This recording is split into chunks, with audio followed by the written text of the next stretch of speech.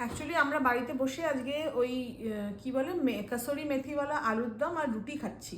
যদিও আলুর দমটা ফাটাফাটি হয়, এটা খেতে ভীষণ ভালো হয়, কিন্তু ফিরবি আজকে আমাদের কিন্তু বিয়ে বাড়িতে খাওয়ার কথা। কিন্তু মানে কি বলবো, কদিন ধরে আমাদের ওপর যে মানে কাজের প্রেশার, তার উপরে আমরা একটু আগেই বাড়ি ঢুকেছি মানে একটা কাজ করে। তারপরে এই এখন 15টার সময় আর সেজে গুজে মানে বিয়ে বাড়ি যাওয়ার ইচ্ছা নেই, স্পেশালি কুণালের।